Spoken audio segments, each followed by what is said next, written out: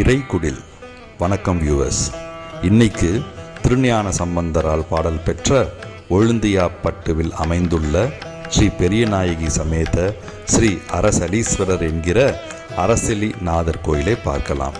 இத்தலம் தொண்டை நாட்டின் 31வது தலமாகும். கோயில் ராஜகோபுரம் சிறியது. கோயில் கிழக்கு நோக்கி அமைந்துள்ளது. சாளுக்கிய மன்னர்களால் கட்டப்பட்டதாக நம்பப்படுகிறது.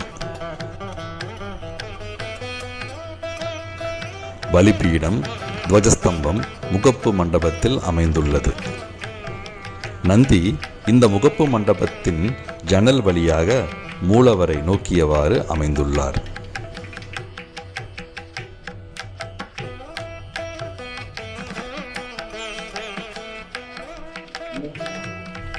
ஒருமுறை வாமதேவ முனிவர் சாப விமோச்சனம் வேண்டி பல சிவஸ்தலங்களுக்கு சென்றார்.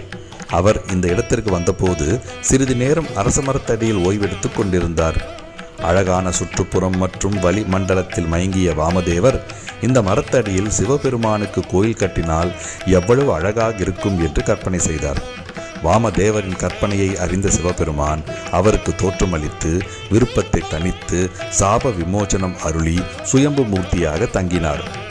இறைவன் ஒரு அரச மரத்தின் கீழ் தோன்றியதால் அவருக்கு ஸ்ரீ அரசலீஸ்வரர் என்றும் இந்த இடம் அரசிலி என்றும் அழைக்கப்படுகிறது. ஆனால் காலப்போக்கில் இந்த சிவலிங்கம் இந்த இடத்தில் இருந்து மறைந்துவிட்டது. பூமிக்கு அடியில் மூழ்கியதாக நம்பப்படுகிறது. மற்றொரு புராண கதையின்படி சிவபெருமானின் தீவிர பக்தனான சாளுக்கிய மன்னன் சத்தியவர்தன் குழந்தை பேறு பெறுவதற்காக வழிபாட்டிற்கு பூச்செடிகளுடன் கூடிய தோட்டத்தை இந்த இடத்தில் உருவாக்கினார். தோட்டத்தில் படிப்படியாக பூக்களின் அளவு குறைந்து வருவதை அவர் கவனித்தார்.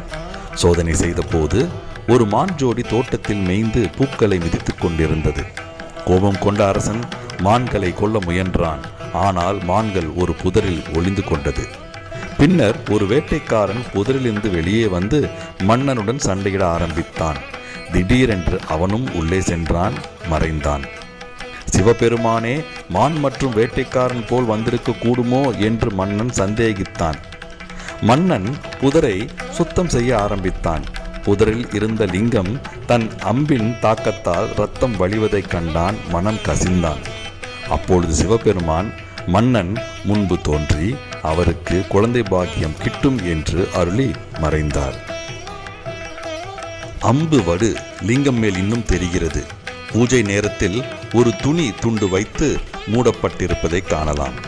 இந்த லிங்கம் முன்பு வாமதேவ முனிவரால் நிறுவப்பட்ட ஒன்று என்று கூறப்படுகிறது. இந்த இடத்தின் பெயரான ஒழுந்தியாப்பட்டு ஓடி ஒளிந்து அகப்பட்டு என்பதிலிருந்து புணர்ந்துள்ளது. இறைவன் மான் வடிவத்தில் வந்து புதரில் ஒளிந்து கொண்டு பின்னர் அகப்பட்டதை குறிக்கிறது.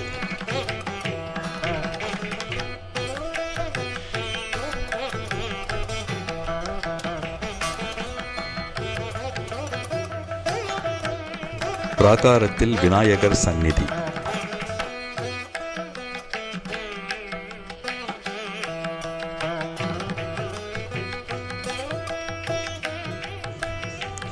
பிராகாரத்தில் வள்ளி தெய்வ யானையுடன் கூடிய முருகன் சந்நிதி. கோஷ்டத்தில் விநாயகர், தட்சிணாமூர்த்தி, மகாவிஷ்ணு, பிரம்மா மற்றும் துர்க்கையை காணலாம்.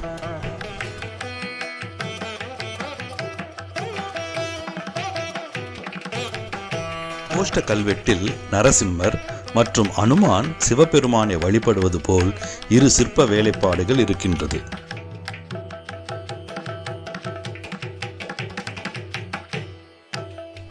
மூலவர் கருவறை நுழைவாயில் அர்த்த மண்டபத்தில் இருந்து தெற்கு பக்க வழியாக அமைந்துள்ளது.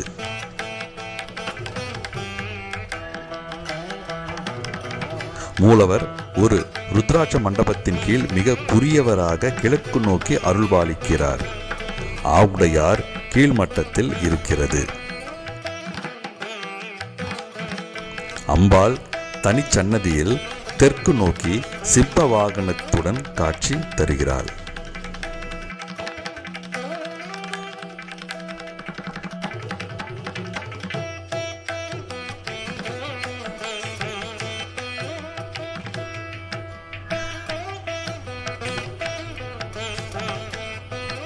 கோயிலின் சில சிறப்புகள்.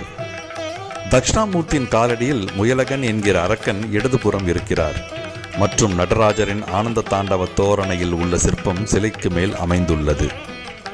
மன்னர்கள் விக்கிரம சோழரின் 6ஆம், 12ஆம், 16ஆம் ஆண்டு ஆட்சி கல்வெட்டு, குலோத்துங்க சோழனின் 3ஆம், 5ஆம் ஆண்டு ஆட்சி கல்வெட்டு, விக்கிரம பாண்டியனின் 2ஆம் ஆண்டு ஆட்சி கல்வெட்டு, ராஜநாராயண சம்புவராயனின் 10ஆம் ஆண்டு ஆட்சி கல்வெட்டு கோஷ்ட சுவற்றில் காணப்படுகிறது.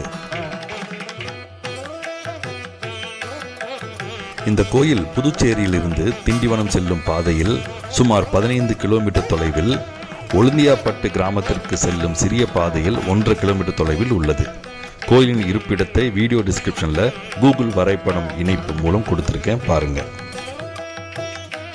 இப்போ போல எப்பவும் தொடர்ந்து சேனலை பார்த்துக்கிட்டே வாங்க. வீடியோவை பார்த்ததற்கு நன்றி. மீண்டும் சந்திப்போம். இறைக்குடில்.